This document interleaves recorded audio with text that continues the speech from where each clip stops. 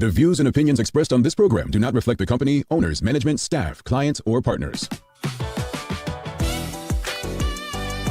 Welcome to Bermuda's Daily Talk Show.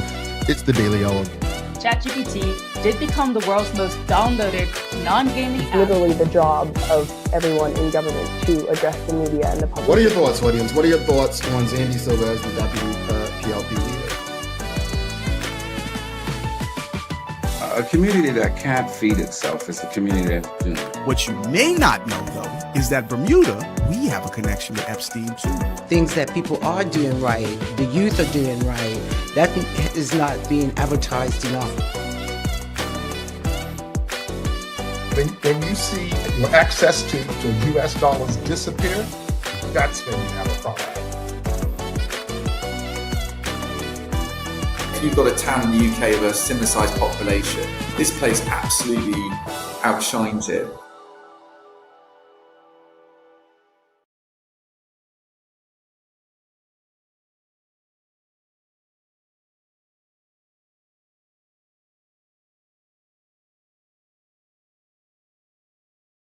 It's Tuesday, the 12th day of May, 2026. Welcome to Bermuda's Daily Talk Show. This is the Daily Hour brought to you by the BAC Group of Companies, HSBC Bermuda, Medical House Lindos, People's Pharmacy, and Big Love to Hot 1075 for ensuring that we can pump through the radio areas with these most important community conversations. I'm Jamel Hartman. How's everyone feeling today?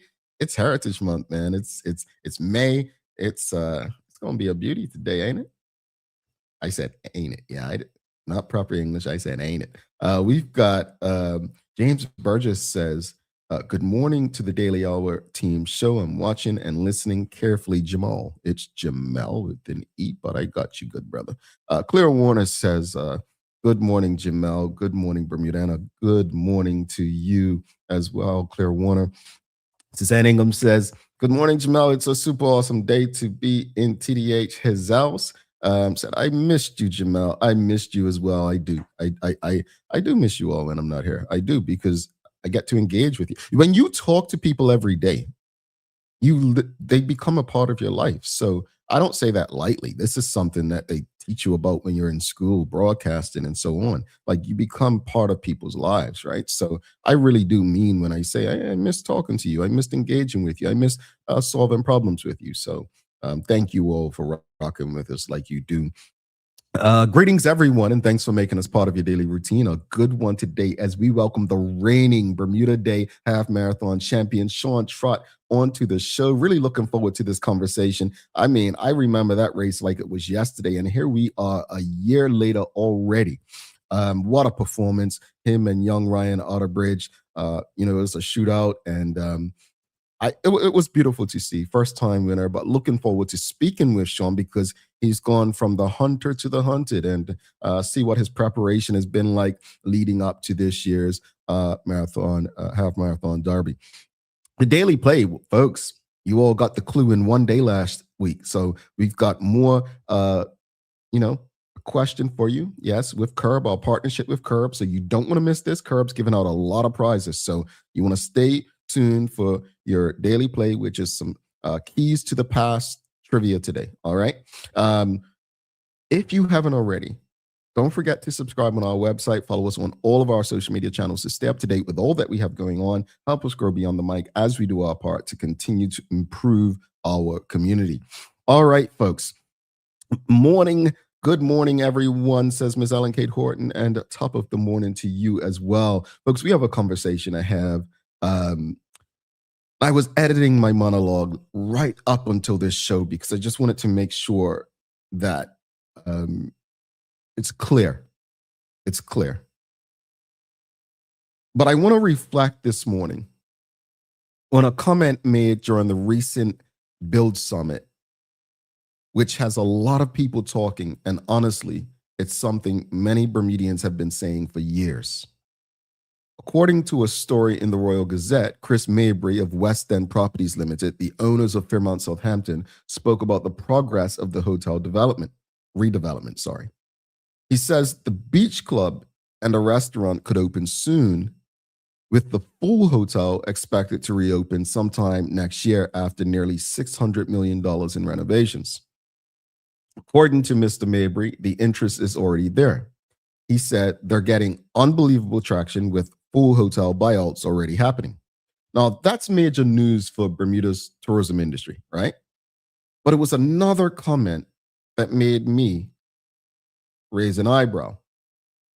He said, Bermuda has extraordinary advantages from the beauty to our location and even our safety. But according to Mr. Mabry, we do a terrible job of telling the rest of the world about it. To be honest, is he wrong? Now, he said that they regularly meet people from wealthy places on the U.S. East Coast, like Greenwich, Connecticut, who say, why didn't anyone tell us about Bermuda? Folks, I've encountered this for years, even during my time working in Bermuda tourism. People fly all over the Caribbean, across Bermuda. We're talking people with money, people looking for luxury experiences. Some of them have barely considered Bermuda at all. Instead, they go south, further south, and that speaks volumes. And we must ask, has Bermuda been too arrogant in thinking the world already knows us? Have we relied too heavily on repeat visitors and word of mouth over the years? Or is it that we haven't modernized how we market ourselves internationally? To some, Bermuda should be one of the easiest tourism products in the world to sell. You know, only 90 minutes from most major East Coast gateway cities. It's a beautiful place, relatively safe for visitors. The pink sand beaches, a unique culture, and somewhat luxury hospitality, right? Oh, can't forget the world-class golf and unique culinary experiences. Yet, somehow, we still struggle to stay top of mind globally. So why is that? Is it the marketing, the cost, the airfare, the lack of nightlife and entertainment? Or are we simply not aggressive enough in promoting Bermuda in a competitive tourism market where the world is fighting for attention and new visitors? But there's another side to this. Who do you believe is responsible for selling Bermuda? Is it the Bermuda Tourism Authority? Is it the hotels? Or should it be a combination of both? Here's the reality. If the Fairmont reopening truly becomes the catalyst many people hope it will be, then Bermuda cannot afford to reopen its largest tourism property in the country without a serious international marketing push behind it. So this morning's question is a very simple, audience. What should Bermuda be doing to market itself as a serious tourism destination in 2026 and beyond? And who should carry the responsibility for making that happen? This is your daily discussion brought to you by Titan Express and Secure. You see the question. What should Bermuda be doing to market itself as a serious tourism destination in 2026 and beyond? And we'll put up the poll, right? Who should be responsible for selling Bermuda? 1 for Bermuda Tourism Authority, 2 for hotels, or 3 for both? We'll be back in a short minute. Give it some thought. I want to get your perspective on this. People's ACW, located at King Edward VII Memorial Hospital, carries over-the-counter medicines, toys, cards, and even toiletries. Our knowledgeable staff are there whether you're at emergency, visiting family, or a member of BHB staff, to show you our best even when you're feeling your worst. People's ACW, we're here for you.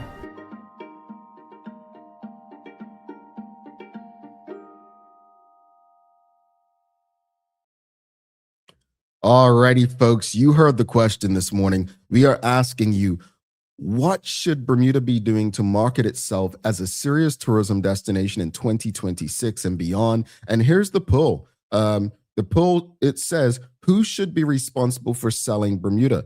1, just type 1 for Bermuda Tourism Authority, type 2 for hotels, and type 3 for both. Let's go through it real quickly. let's highlight some things.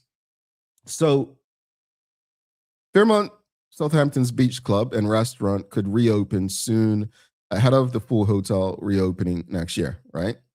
So that's according to Chris Mabry, which the Royal Gazette printed from the Build Summit. Mr. Mabry also went on to say that the property is already seeing strong demand, right? Full hotel bookouts. But his biggest point may have been about Bermuda's marketing problem. He believes that Bermuda doesn't do a great job of marketing itself to the wealthy or the people that they're supposed to be targeting.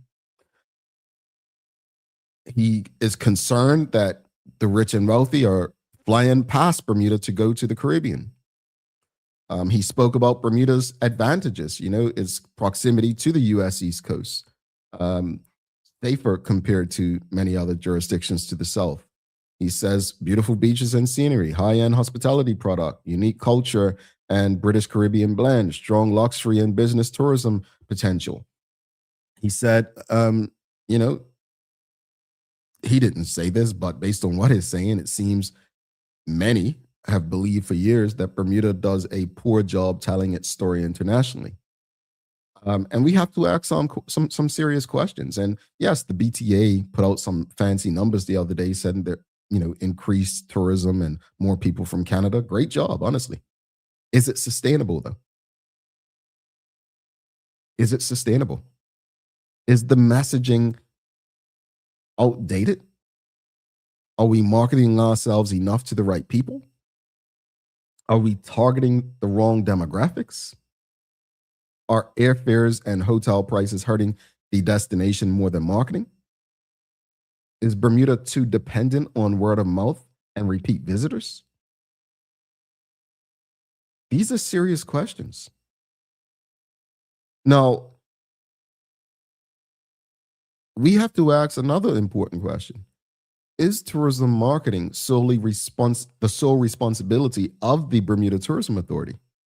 Or should hotels, restaurants, taxi operators, and the private sector all contribute more aggressively?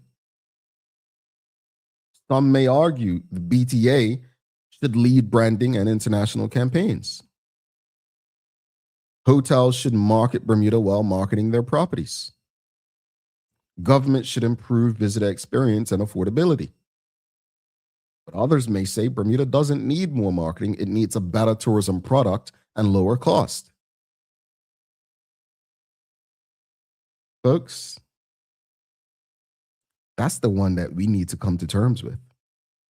Because while I appreciate what Mr. Mabry is saying about the tourism marketing and promotion and selling,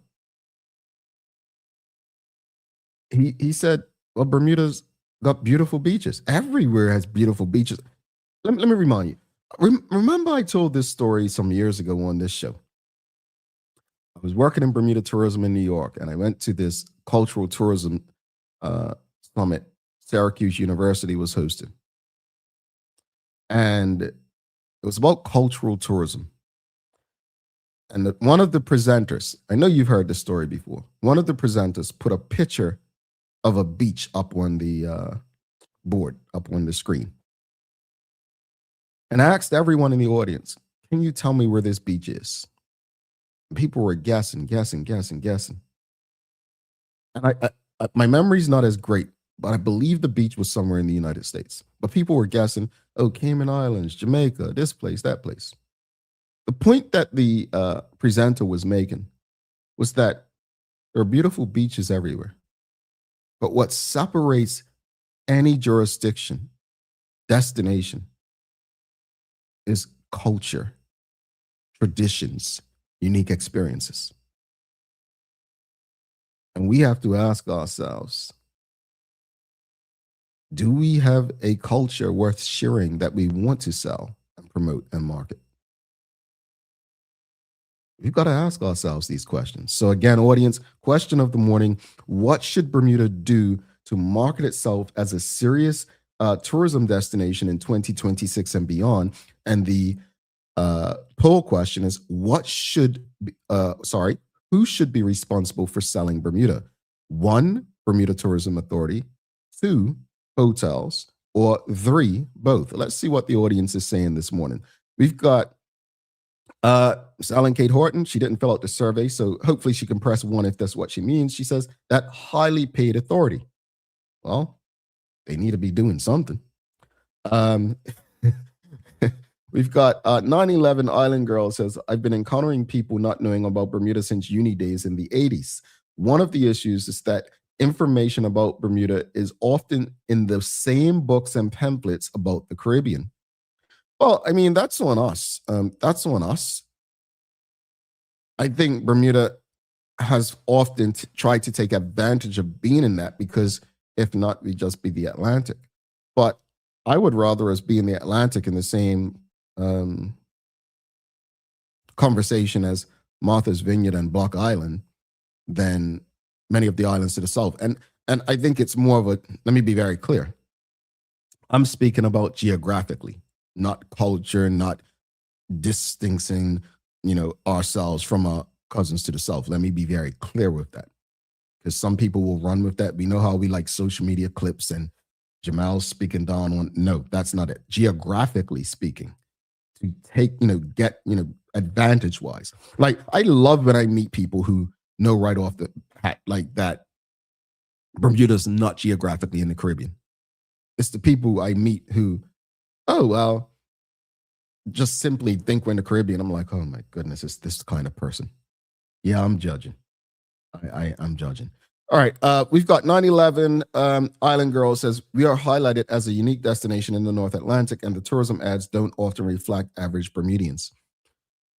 Well, sometimes those rich folk with money don't want to engage with average Bermudians, if you get what I'm saying. Yeah.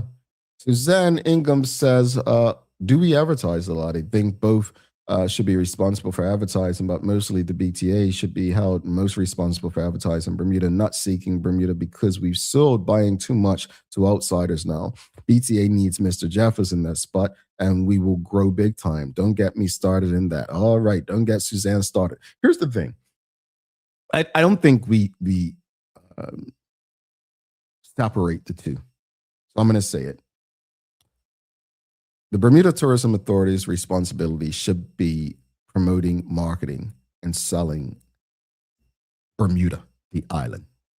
The hotels, in my opinion, should be responsible for promoting, marketing, and selling their properties. Why you should stay here when you visit Bermuda. It's not rocket science to me. That's how it should go. The challenge with chain hotels is that they don't care where you go, kinda, as long as you're staying in that chain. That's something. What else, audience? What should Bermuda be doing to market itself as a serious tourism destination in 2026 and beyond? And the poll, who should be responsible for selling Bermuda? 1 for Bermuda Tourism Authority, 2 for hotels, and 3 for both. Charles H. Jeffers II, former Chief Executive Officer of the Bermuda Tourism Authority, says, I said 3, but in truth, it should be led by the BTA because there are very few hotels in the world that attract people to a destination. We need to sell the entire destination and experiences.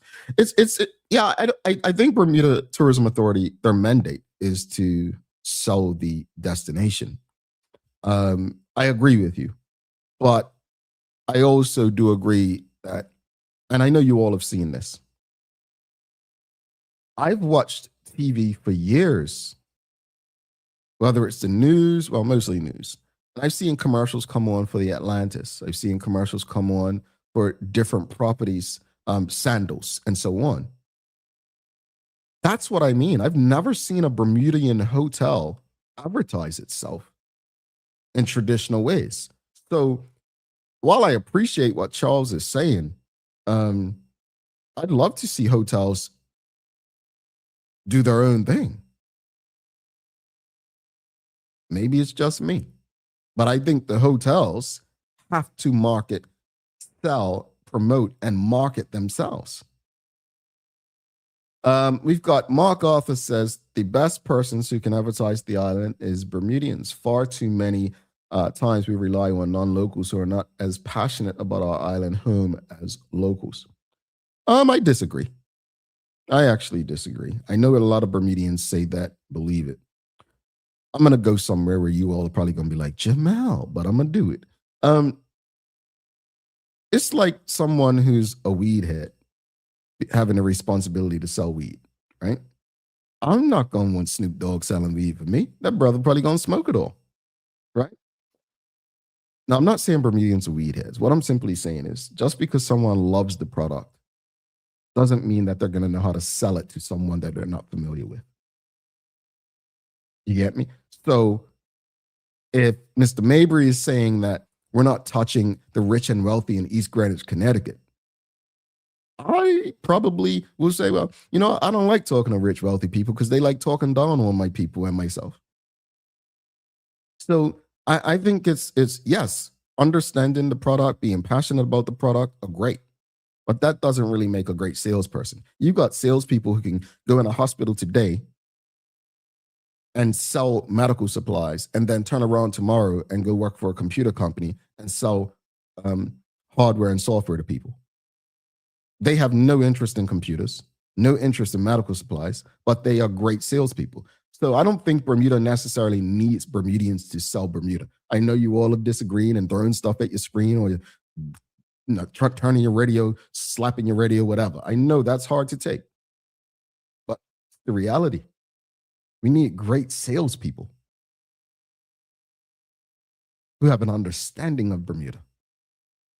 Not necessarily, yeah, I see you all going quiet. You're not happy with that comment. I know. But it's true. It's true. I know you're saying, but DEI, I'm not a fan of DEI. At the end of the day, I believe there are Bermudians capable. Let me be very clear. I believe Bermudians are capable of selling Bermuda. What I'm trying to say, to be clear, is that I don't believe that it has to be the most passionate Bermudian. I don't believe it has to be someone who's local in Bermuda. It could be a Bermudian who hasn't lived in Bermuda for years that has relationships. Hazel Clark was not Bermudian, but she was probably the best damn salesperson Bermuda tourism has had. She was not Bermudian. She didn't live in Bermuda very long before taking that position. And she's a prime example of being a great salesperson. Why? Because she had relationships. I hope that makes sense. Folks, this was your daily discussion brought to you by Titan Express and Secure. Finish the poll. What are your thoughts? Who should be responsible for selling Bermuda? Bermuda Tourism Authority, 1, hotels, 2, or 3 for both. Let's give some love to Titan Express and Secure. As of right now, 25% of you said Bermuda Tourism Authority should be responsible for selling Bermuda. 13% said the hotels and 63% says both. Okay, gotcha. We've got Sankofa Bermuda. Sankofa of a Bermuda, 7396 says, I think it should be a combination of both, but businesses should be selling themselves and not rely on the BTA to sell for them. Indeed. We've got Charles H. Jefferson II. He says, Bermuda needs experienced professionals who respect the culture of Bermuda and have the context to put Bermuda on the map for individual and group business. I want to emphasize what Charles said because he actually said it much better than I did.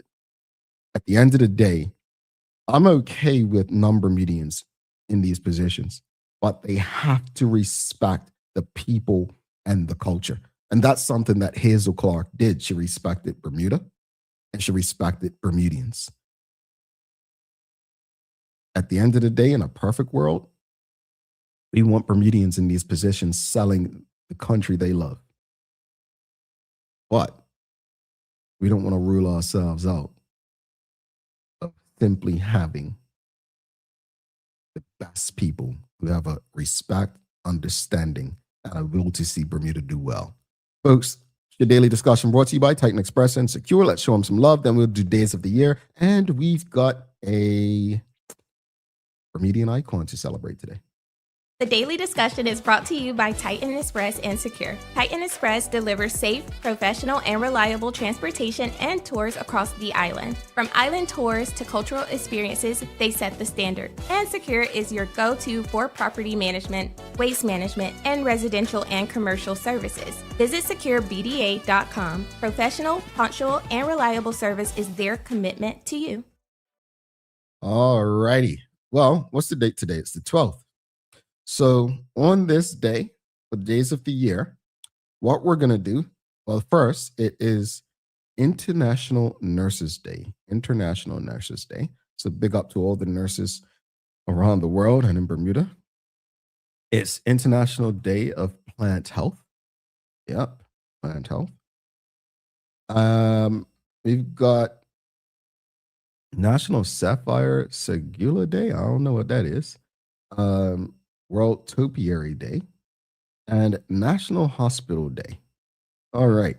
Well, you know what, folks? For International Nurse Day, I just want to give a shout out to someone you know in the nursing field. I want to give a shout out to all the nurses in Bermuda. Honestly, thankless jobs. Thankless jobs. They have right now, and we haven't discussed it, we probably would. We're dealing with the Hunter virus, which, if you've been paying attention to the news, there are some people in panic mode. Here in Georgia, there are 2 people in the hospital at Emory in Decatur. Some people have a lot of fear as it relates to another pandemic. But I don't think nurses get the credit they deserve. During that pandemic, they still had to go to work. They still had to show up. They still had to help people, save lives. They have a critical role. You know, nurses are a group of people who will always have jobs because there's such a shortage. And I just want to tell you today, if you know a nurse, show them some love. Let them know that they're appreciated for the thankless work that they do. Happy International Nurses Day to all the nurses, both in Bermuda and far away. All right, folks, let's go to see who our Bermudian icon is for the day. Welcome to TDH's Bermudian Icon series, brought to you by the great folks at Zipex. Patrina O'Connor Painter is one of the most influential voices in Bermuda, and not in the loud, headline-grabbing way that people tend to recognize. Her impact sits in something more subtle, but arguably more powerful. That is narrative control. Through decades in media, on TV, radio, hosting an infinite number of community events publicly and privately, she's helped shape how Bermuda sees itself, what stories get told, how they're framed, and whose voices are amplified. And that matters, because in a small country, media is not just reporting reality, it's actively building it, constructing it. What separates Patrina is consistency. She's not tied to trends or moments. She's been a steady presence through political shifts, cultural changes, and generational transitions. That kind of longevity builds trust, and trust is influence. And yet, she's rarely positioned as a cultural icon. But if you actually track impact, not visibility, not hype, she has been one of the key architects of Bermuda's modern media landscape. And that's not just influence, that's legacy. And that's today's Bermudian Icon series, brought to you by the great folks at Zipex. Now back to the show. All righty, thanks for that, Patrina O'Connor Painter, your Bermudian Icon of the Week, brought to you by Zipex, folks. Love it, love it. Big up to the Power Girl, as they call her. Traveling Trotty, as far as International Nurses Day, says congratulations to nursing cohort 13 at Bermuda College who received their nursing pins last evening. Congratulations to them. We've got James Burgess says, Elva Birchall, a nurse from Bermuda, wants to send some love. We've got Suzanne Ingham says nurses. Kathy Ann, Swan, Dawn, Ann, and Junie. Big up all the nurses and the love that they are receiving. Folks, we're going to take our first break. After this break, we'll be back with the reigning Bermuda Day Half Marathon Derby champ, Sean Trott. Really looking forward to this conversation, folks. Really looking forward to this one. Man, ran 2 miles the last 2 mornings, yesterday on the treadmill, day before on the belt line. And I just go back to last year watching him race, and I'm just like, how? Oh, I have a lot of respect for him. We'll be back after this. Take a look at our workforce for construction workers and tradesmen. Durable, stretchable in all the right places, and plenty of options for tools and accessories. Here with our wide range of tough and comfortable footwear, you can't go wrong. As you can see, Medical House really is a one-stop shop for everybody. We can't wait to see you. See it all at our new expanded location on Bakery Lane. Discover Drop It, your go-to grocery delivery. Browse and select from a wide range of groceries, from fresh produce to daily essentials. Our friendly drivers deliver fresh groceries to your door fast, saving you time and hassle. With Drop It, you get fresh groceries delivered fast so you can focus on what really matters. Drop It, freshness at your doorstep, delivered to your door with Lindo's. Why go anyplace else? What lasts isn't what you buy, but what it becomes. With the HSBC MasterCard credit card, every spend quietly adds to a story shaped by intention and offers what matters most. Support that meets you where you are. Protection that preserves what you choose. Confidence for the unexpected. Peace of mind wherever your story leads. Start your next chapter. Use your card today. HSBC is licensed to conduct banking and investment business by the Bermuda Monetary Authority. What if the age that really matters isn't the one on your ID? You probably know your chronological age, the number of candles on your last birthday cake. But there's another kind of age that may be even more important, your biological age. This reflects how old your body truly is at the cellular level. It is influenced by your genes, your environment, and the choices you make every day. Two people can both be 40 years old on paper, but one may have the body of a healthy 30-year-old, while the other is biologically closer to 50. The difference? Lifestyle choices on nutrition, sleep, stress, exercise, and exposure to toxins. That means you have some control over your biological clock, and that's exactly what makes it so powerful. Because when it comes to aging, it's not just about living longer, it's about living better. Want to know your predicted biological age today? Download the free Carry Genetics app and fill in the lifestyle questionnaire.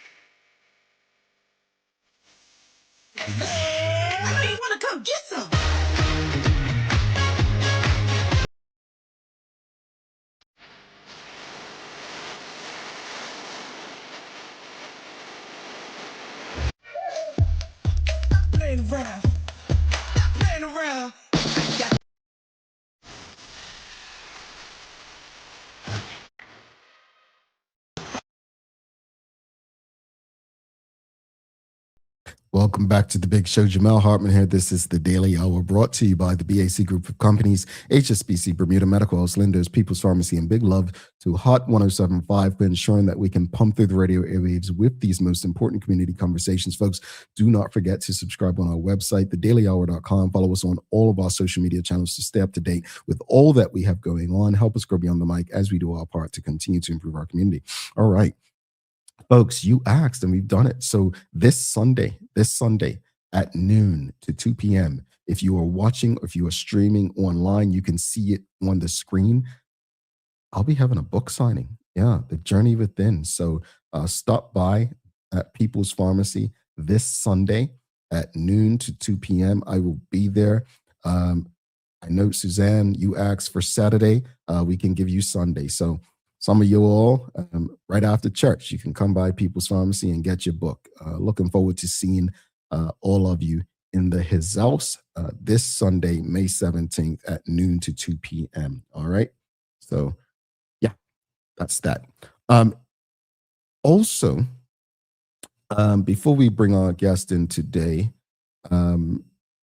if you haven't already, I ask you guys this all the time, and I want to just give love and give thanks and gratitude to everyone who actually does share these community conversations. Whether I see people's WhatsApp statuses, and it's appreciated. Trust me, I really do appreciate it.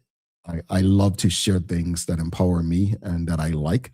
And so when I see people doing it for us, I greatly appreciate it because it costs you nothing to share this. It costs you nothing. So I just want to share gratitude, and trust me, you will be rewarded very soon. I promise you that. All right, folks, without further ado, we've got a very special guest in his house. Last year, won his first Bermuda Day Half Marathon Derby. Yes, he did. He's the reigning champ.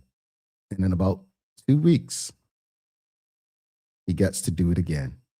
Let's give a warm TDH welcome to our very special guest for the day, Sean Trott. Oops, wrong. Here we go. Morning, Sean. How are you, sir? Good morning, Jamal. Good. Thank you for having me. Appreciate it. I think the audience is going to start thinking I keep doing that little Cinderella musical on purpose. It's not, folks. I just keep like getting to redo it. But first off, thank you for doing this. Greatly appreciate the time. Such short notice as well. We wanted to have you on last year after you won it, but time got away from us. And first off, let me just start by saying congratulations on the victory last year, winning your first Bermuda Day Half Marathon Derby in 2025 was a huge moment for you. Let's start with that race. Let's go back through that race, Sean. And audience, if you have any questions or comments for Sean, you can send them through. But it was a hard-fought victory. Young Ryan Otterbridge 2 years in a row pushed Lamar Marshall the year before and pushed you this year. But what was going through your mind as you crossed that finish line last year? It was definitely relief on a few different levels. So, I mean, many who know me know I've been in this race for a long time. It had been years and years trying to get that win. So it was a lot of relief to know that I had finally achieved this big goal of mine. And it was relief as well, because up until that last little bit, I didn't know if I had the race in the bag or not. So, as you said, Ryan was a hard-fought contender, and he pushed me pretty hard. So I didn't know what the gap was. I wasn't really trying to look back. So when I knew I actually had it, it was relief on that as well. Indeed. Let's speak about it, because there are many people who, runners who have run that race. They've even never won. Jay Donowa had run for years, come in second, and then in his final year he finally won the race. How did that victory last year change you, not just as a runner, but mentally and emotionally as an athlete? Yeah, as an athlete, it definitely, it opened up my horizons, I would say. Like, I think up until then, there may have been a bit of doubt in the back of my mind of whether, I belonged at the top with the people that were the champions. I could look at people that have won the race, and even some of the other guys like Ryan, some of these guys, they have much quicker times like on the track than me. Guys that are running, sub 4 for the 50 and 100. Some of these guys have gotten some medals internationally in some big competitions. So looking at my credentials, I don't really have those fast times in some of those track events. And even I have medaled internationally, but not to the extent some of them have. So I would say there was a bit of like, oh, do I actually belong here? So when I did that, it's like, okay, I do actually belong in the talk with the rest of these guys. I can be a contender here, and like even look into this year, there's some even stronger guys out to try and push for that win. So I have that belief more so that I can actually do this.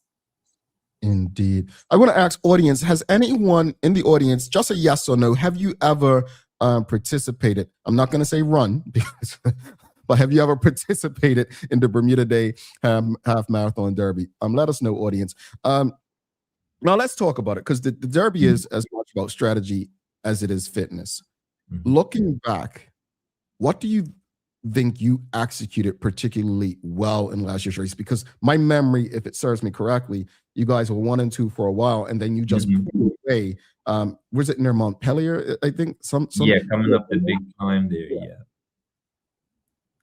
So I think, there's a quote or just a belief, I think, that says that running is actually probably majority mental as opposed to physical, probably 80% mental, 20% physical. So, you know, you put in all the work, but then it comes down to your mental execution of the day. And I think up until this last year, that was an area that I sometimes would struggle with being able to execute. And I was able to put it together last year. I had a lot of belief that I would be able to do it and that I could get it done. And I had a strategy. I knew that that area of the race that you talked about, Montpellier, was where I wanted to execute that big push. And I didn't get caught up in running anybody else's race. So I stayed true to my own game plan. And because I stayed true to that, I believe that that's what allowed me to make the decisive move and capture that win. Indeed. No, as I said earlier, Sean, you've gone from the hunter to the hunted. Defending a title brings a different kind of pressure. Yeah. How has your preparation and mindset shifted heading into this year's race? I think even more, I'm looking at the mental side. Like I do a lot of work in terms of training, so I never have any doubts about my preparation. It's just mentally preparing myself for the grind. And I know that there are guys that are out of my tails. Like I've heard interviews. I know people like Ryan that really want it bad. And there's even Dennis and Valencia, another guy locally who wants it bad. So, and these guys are all, I would say, pretty tough competitors. So mentally, I've just been preparing myself to be able to get into a place where I'm going to hurt and just get comfortable with that. And being able to just be used to that monotony of just dealing with that discomfort. And so I would say I've done some things that might push me a bit more mentally. Things like going to a place and doing loops as opposed to running out and back for a further distance, running a lot of loops of a small course, or going on a treadmill and staring at a blank wall, and things to just prepare myself for that. Yeah, yeah. Let's stick to the competitors. Yeah, sure. Ryan in particular has run 2 strong races the last couple years. What would you say to him after that race? Him being much younger with, barring injury, a long future ahead. But what would you say, or what did you say to him after last year's race? I mean, what I would say, and I do believe I did say something along those lines, just keep hanging in there. Don't let the one race be that defining moment for your career. I mean, you've got lots of races ahead of you. You don't want to get so caught up in one day that you lose sight of your whole career you've had ahead of you, the whole career you've had already. This is just one piece, one small part of that journey. Yeah. Let's talk about the courses because, you've got St. George's route, you've got Somerset route. I don't know because I'm not a runner and I've never participated in either. Which is the most difficult course and why, would you say? I probably would put St. George's up there as the tougher course. I mean, yes, on paper, the Somerset course does have a lot more hills, but they're much more like small, medium level hills. I mean, and you do have the big ones like Burnt House, Waterlot, and even down at in Peruri there in Warwick. But in St. George's, that course, it's very deceptive because you get kind of comfortable early on, and then there's some really big climbs. So you've got things like Crowell Hill, you've got the one down there by Whitney, and then the big one by Montpellier. So the big climbs really get you, and they get you late.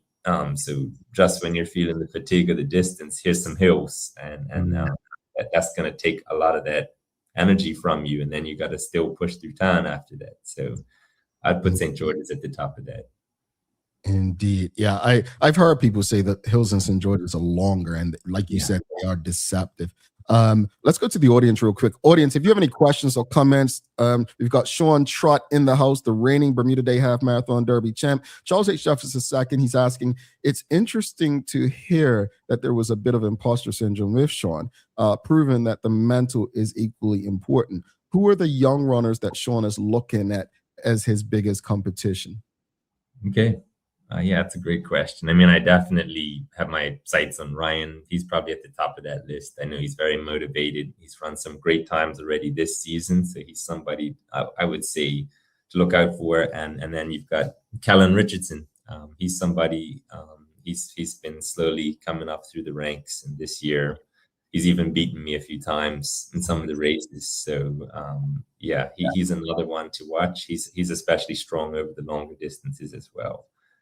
And even looking at the generation behind, not really done any May 24ths yet, but I see some people like Sanchez Smith. He won a medal at Carifta this year, and I think if he stays at it, he's another one to watch long term in the distance events. So yeah, there's definitely a lot of local talent, and I know I've probably missed some names, but I see those guys as big ones to watch. Yeah. What's the best part about running Bermuda Day Half Marathon Derby versus any other race that you participate in? Definitely the crowd support. There's nothing like the crowd support on that day. And I think of some of the big spots in particular, like last year coming down Front Street, coming down Cedar Avenue, and even some spots along the way, like Flats Village was pretty big, that especially on that side. But on the west, I mean, you've got some big spots too, like Camp Hill, down there at the lane. Again, the big spots, lots of people, lots of noise. You have the music in the background and people running out on the course with you. It's nothing, you don't get that anywhere else. That's the Bermudian experience. Like that's culture. When people ask what's Bermuda culture, I say, and that is it. I mean, I feel the adrenaline for the runners when I'm watching it, hearing the air horns go off. I love that you get to feel that. You're, mentally you're focused and concentrating, but the it must really help you and push you all through. Yeah, definitely. We've got Sean Smith asking, can you walk us through a normal training day? Do you train all year round? Okay. So yes, I do train all year round. I do train most days, but I think in terms of like my racing, I do target specific races like May 24th, and sometimes I do like marathons and things in the fall. I target those races more. So like when I'm getting ready for a big race like May 24th, I will up my game, do more. So yeah, like right now I just peaked with like 80 miles a week, so something like 12 or 13 miles in a given day. I mean, for most of those days, it's probably what people would label boring mileage, where I'm going through my paces, just making sure I hit the time, running within myself. But yeah, on other days, yeah, I do go much harder and try and hit race pace and simulate what I'm going to feel on the race day. So I'll do 2 hard days a week and like, 4 or 5 easy days a week. So hopefully that answers that question. Audience, this man just said 80 miles a week.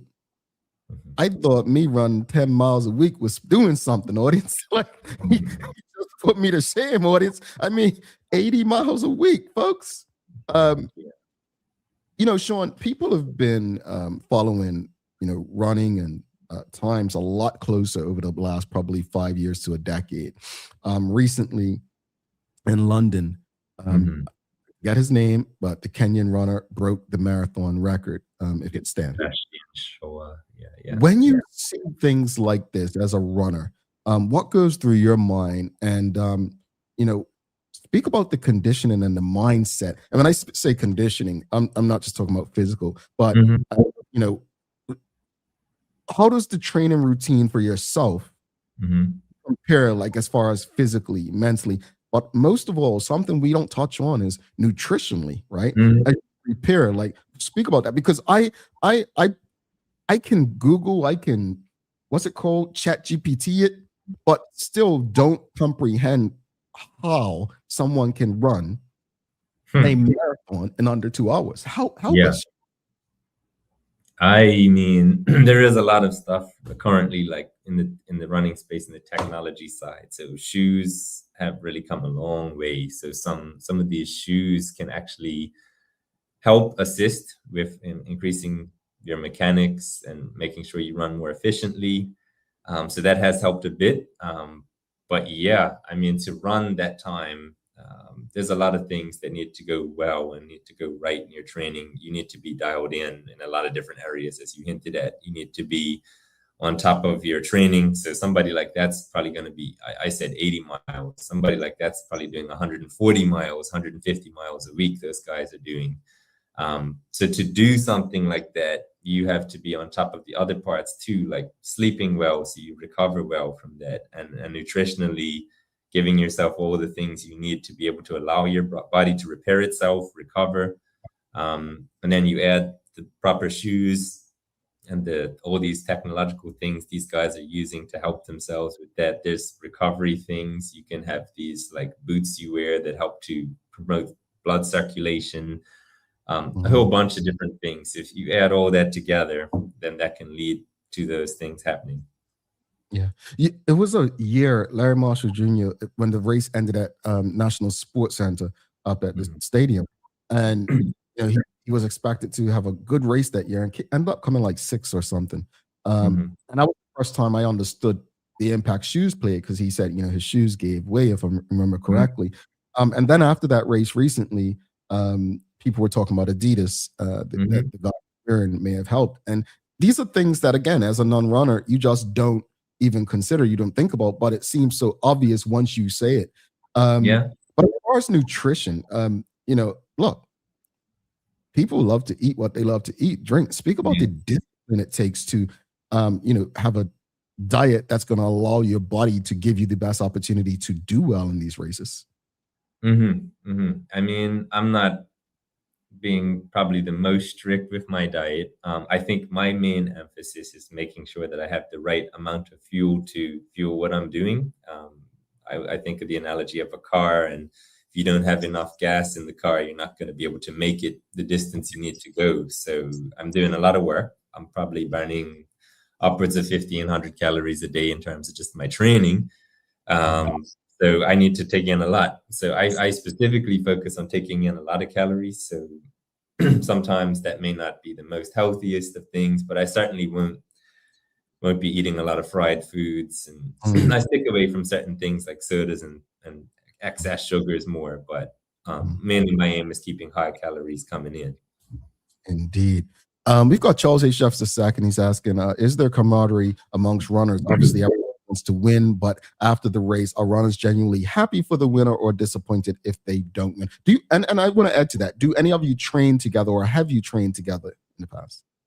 I think there is generally a good camaraderie amongst the local running community. We all are happy for one another when there's success. I think in terms of training together, we've had talks about this in the running community. That's something maybe we could do a bit better at. I know a lot of guys tend to be a bit more isolated, but if there is the chance to train with somebody, I do take it. And I have done training sessions with Ryan in the past when he was doing more running. Chris Eswanik also was somebody very open to training. So like I've definitely done stuff with most of the guys at one-off points, but I think the competitive side of maybe not wanting to give the other guys your edge or what you're doing sometimes maybe keeps guys from training together more often. We've got Renee Sherlin says, have you entered any international marathons such as New York, Chicago, and Boston marathons? And do they help with your performance? So I have done New York. I did that in 2024. I believe I was inside of the top 500. So even as well as I ran, it really showed me like what's out there. I think I was like 460th place, and I ran what was a personal best at the time. I would like to run some of the other ones once I've maximized my potential in some of these shorter distance races, particularly with like Boston. That's a month out from May 24th. So like in terms of being able to give my best in this, I typically have avoided like ones like Boston or London that fall really close to it. So I think that'll be something to look at more in the future. Indeed. We've got some shout outs to you. Dorian says, Sean Smiley Trott, I wish you the very best. I'll be cheering for you. We've got Suzanne said, you gave us an exciting Bermuda Day, Sean. Looking forward to it again this year. Just awesome. Sean, there are so many people who have run this race, but not as many have wanted, obviously. Mm-hmm. For people, many young Bermudians inspired by your journey and your success last year, what advice would you give them about discipline, resilience, and chasing the big goals in life? Mm-hmm. So I think it's great to have big goals, but I think it's really even more important to have realistic goals. So like find a goal, whatever you're shooting for, set goals for yourself that challenge you, that maybe scare you a bit, but certainly not a goal that's not going to be unattainable. And then as you push towards your goal, always ask yourself questions and dialogue with yourself along the way. So I didn't achieve this goal for a long time, but I had to keep asking myself questions like, okay, well, what went wrong? What could you do better? And each year I would always be making adjustments, changing things. So you have to be open to dialogue, open to feedback from people, and always be willing to adapt. It's not a one size fits all approach. And I think of like even running. There's a lot of things out there on like social media, and social media is a big influence nowadays. So there's people telling you run this many miles, wear this shoe, do this thing, and you'll be successful. But that's not going to work for everybody. So don't be so quick to follow the gimmicks. Realize what works for you and do what works for you. So maybe it means running less, but that could be better for you. Or, just always be open to doing things differently, always be willing to change and be adaptable. Indeed. And before you head out, final words to the Bermudian people who will be side the road cheering you on. What do you want to tell them? What should they expect out of you this year? Well, I first want to say thank you for all the support over the years. I mean, this race is not the race without the supporters. So I think that would be my first thing. And second of all, yeah, you can expect me to give it my best this year. Again, I've gone all in terms of preparation, so you can expect to see another exciting battle out there. Sean Trott, thank you so much for making time for us. I'm looking forward. I will be there for the first time since 2019 in person this year. So look forward to congratulating you, regardless of where you finish, hopefully first, but regardless of where you finish, I'll be there to congratulate you in person. All the best, my friend, and we'll be in touch soon. Thank you. Appreciate your time today. All right. So Sean Trott, folks, the reigning Bermuda Day Half Marathon champ. If you appreciated that conversation, if you're streaming with us on Facebook, LinkedIn, YouTube, Twitter, X, or Instagram, make sure you give us a thumbs up, a love, a like. Do not go anywhere. When we come back, keys to the past. We've got a clue for you. You don't want to miss it. It's your chance to win something big.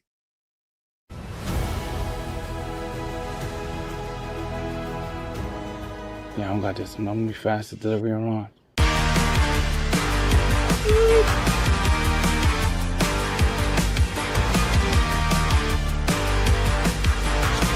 Oh, don't pay me enough for that, Oh, no, sugar! Okay, who's the faster? Who's the faster than me? Talk to me. No more stress. Just sit back.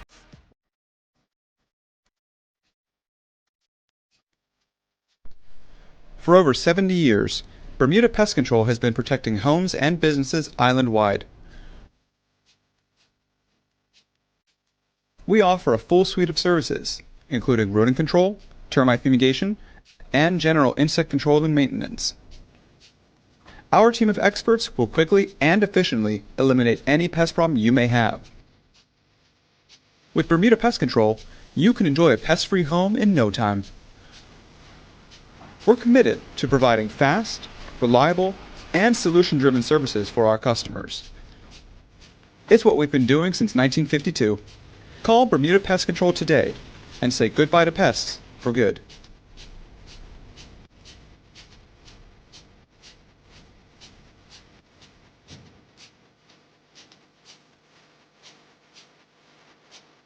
Dreaming of expanding your business? With BDC's Loan Guarantee Program, we support your ambitions. Get up to 75% guarantee on bank or credit union loans up to $300,000. Just your vision and our support. Apply today and unlock new business opportunities. BDC, Bermuda Business starts here. Bermuda, there's nothing like a home-cooked meal, especially when you can feed the whole family without stretching your wallet. With the affordable Bermuda basket, you'll find savings on everyday staples like rice, chicken, corn, and more. Everything you need to make a good meal for less. Shop the Bermuda basket at Lindo's, Marketplace, the Garden Market, and the English Market. Visit costofliving.gov.bm to see the full list of goods and start planning your meals. This is a message from the Ministry of Home Affairs.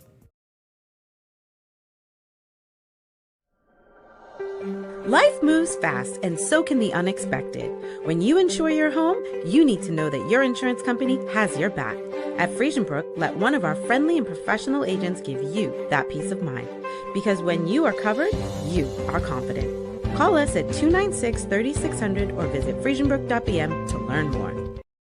Alrighty, welcome back to the Big Show. Thanks again to Sean Trott for stopping by. Greatly appreciate his words, the conversation, the discussion. Appreciate all of you engaging as well.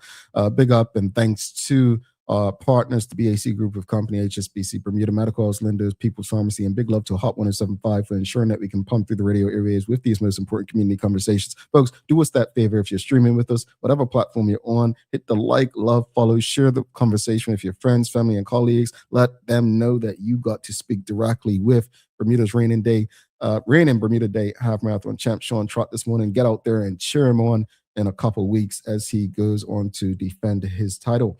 Folks, it is time for the Daily Play, brought to you by Bermuda Trivia. Follow Bermuda Trivia on Facebook, Instagram, Twitter, X, and TikTok to find out why it's Bermuda's favorite trivia game. It is Keys to the Past in partnership with Curb today. Are you ready? Here is today's clue. Not all ships brought chains that day. One carried hope across the bay. 77 chose a different shore, where freedom waited just ahead of the oar. Find where footsteps first met land, and liberty began hand in hand. All right, folks, that is your clue today. That is your clue. So week 2 is underway. Follow us on our social media platforms you'll see the clue. Last week, again, somebody got the answer, which was the rubber tree. That was the location. So, yeah, that is your clue for the day. And again, you can go on social media. And yeah, I keep saying a couple weeks. She's right. It's next Friday. Jewel Eve says next Friday, next week for the race. All right, folks. Let's wrap it up. Final thoughts on today's show. As far as the discussion, I'll repeat. At the end of the day, Bermuda has to do a better job overall. We need to figure out who we're targeting and target those folks. I am a believer that it's the Bermuda Tourism Authority's job to market and promote Bermuda. It's the hotel's job to sell their properties. It has to happen together. But to put the sale on the Bermuda Tourism Authority, which doesn't have the ability to negotiate, I don't quite agree with it. I don't like it. I don't care what happens in other jurisdictions. I think their job is to market and promote. Maybe they do that where it can be measured with QR codes. That to me is where we can get a true value of the output of the organization. As far as to the conversation with Sean Trott, I love it, man. I love it. I love seeing people. He was very transparent when he said, I'm not all there with my diet, but I do. Man, you don't eat French fries. You don't eat fried food. You're all there to me. But in saying that, I appreciate the conversation and what it takes to actually be able to perform on the level in which he has and will continue to do. I appreciate the humility in his tone. And I really do wish him the best. I was cheering both him and Ryan on last year. I was cheering. And at the end, I was happy that he got to win it. I have never met him, don't know him personally, but you don't have to know people personally to want to see them do well. As I watched these young men race, I always, as a person who jogs pretty much every day, I'm not a fitness guru. I'm overweight. Well, relatively speaking. I have great admiration. And I really do hope that Bermudians get out and cheer these people on, the men and women who participate in this race every year. Yes, it's entertaining, but it's also grueling. So congratulations in advance to everyone who will participate, and all the best to Sean and all the others who are going for victory this year. I've got to give you some daily inspiration, and I think it's only right that we share something from the legendary Muhammad Ali. And this is in response to the conversation with Sean. And you've heard this quote before. Muhammad Ali said, champions aren't made in gyms. Champions are made from something they have deep inside them. A desire, a dream, a vision. They have to have the skill and the will, but the will must be stronger than the skill. And that's Muhammad Ali. I think that is very appropriate for this morning's discussion, folks. Audience, do not forget to subscribe on our website, thedailyhour.com.